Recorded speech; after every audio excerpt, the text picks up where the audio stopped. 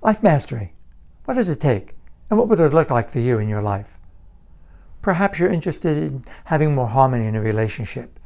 Your business relationships, your love life, your friends, your family, your children. Or perhaps you want to scale up your business, improve sales. Or perhaps you want to improve your performance as an athlete, as an artist, as a musician. Or you're interested in improving the quality of your service to your clients as a coach, as a therapist. Or whatever it may be, any aspect of self-improvement, personal development requires a high degree of mastery. And mastery requires two things. One, self-awareness. And second, skills. It's important to have the competency, the skill set to navigate life, to manage the inevitable challenges. So today I'd like to share with you, there are many, agreed, but today I want to share with you three principles that I have found in my years, nearly 49 years in this space, doing this work, that will help you to get that much closer to mastering any aspect of your life. And frankly, I think are necessary. Number one would be law of attention. Number two, the art of surrender. And number three, mutual respect. So let's go back to number one. When it comes to improving any aspect of your life, number one, the law of attention. Very simple. And you've heard this before, I'm sure, if you're watching this video or my work. Whatever you give attention to, you give energy to. And whatever you give energy to will tend to what? Grow and multiply. So what that simply means is we know there's a whole science piece to this, that our thoughts are like a light switch, a trigger, if you will, a catalyst to feelings. And those feelings, those emotions cause the brain to change chemistry. And that chemistry, those chemicals released throughout the body, affect how we feel, how we think, how we respond, and our performance ultimately. So the challenge is life is full of struggle, inevitable mishaps, mistakes.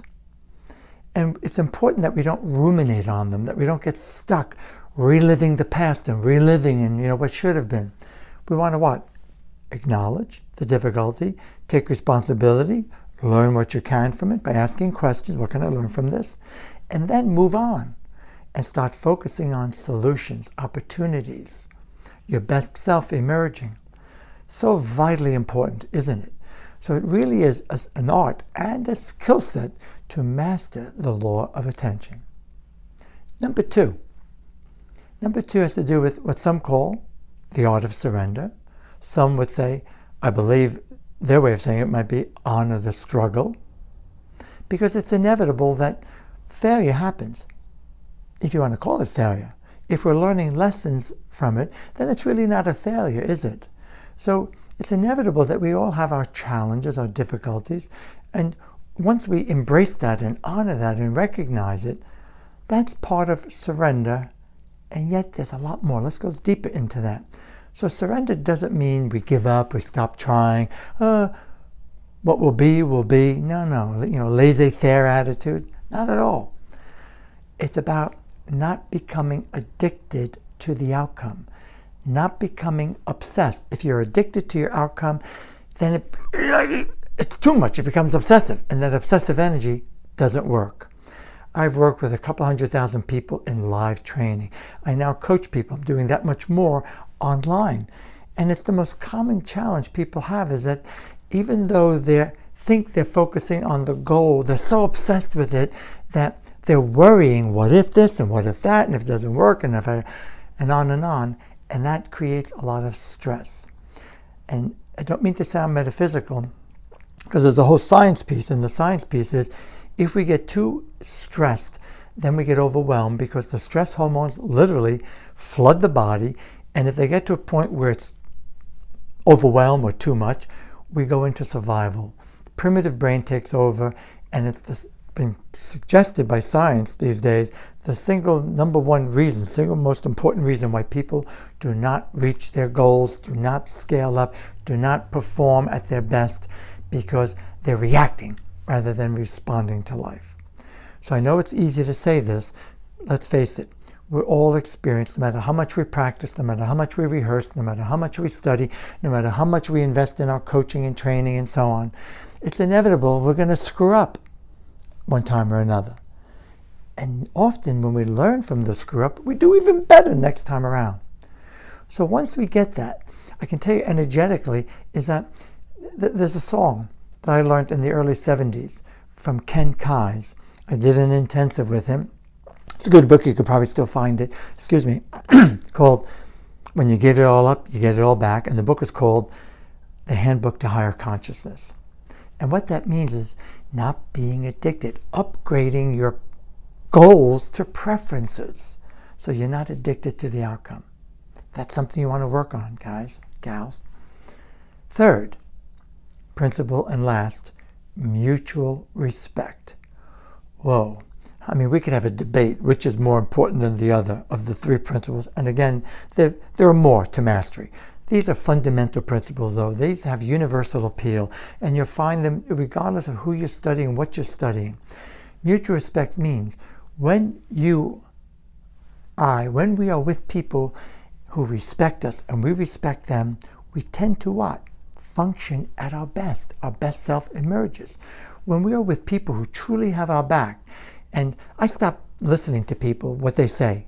I pay more attention to what they do, because actions, right, speak louder than words. And a true friend or someone who has your back will speak up, will be there with you. They may not agree with you. They may totally disagree. They could be on the polar opposite of your opinion in any area. But when there's respect, they're responding, and you can have an intelligent adult conversation. Can you relate? Can you think of situations where people that as much as you love them, it could be your brother, sister. We live in a world today that's too polarized. People are fighting and stopping doing business with each other because he voted for him and he voted for her. And without going into details, we all know what I'm referring to. It's crazy. And it's important that we reach a balance. So when you're with someone who truly respects you, that's when the magic happens. So my message is, seek out who are the people in your life and spend as much time as you possibly can with people with this mutual respect. Work with people with this mutual respect.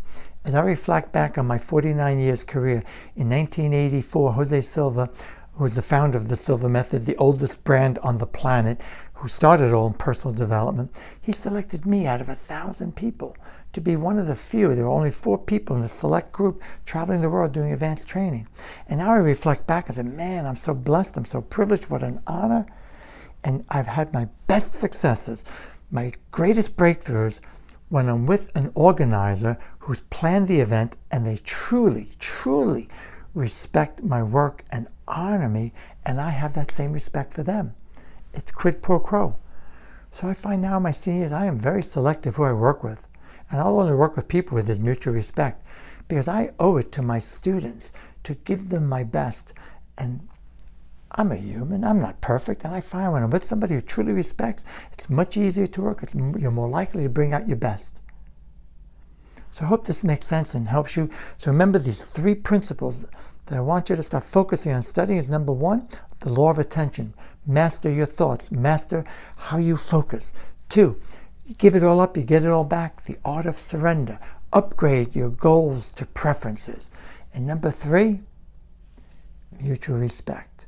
Spend as much time, work with, live with, etc. people who with this mutual respect. I truly, sincerely hope this helps.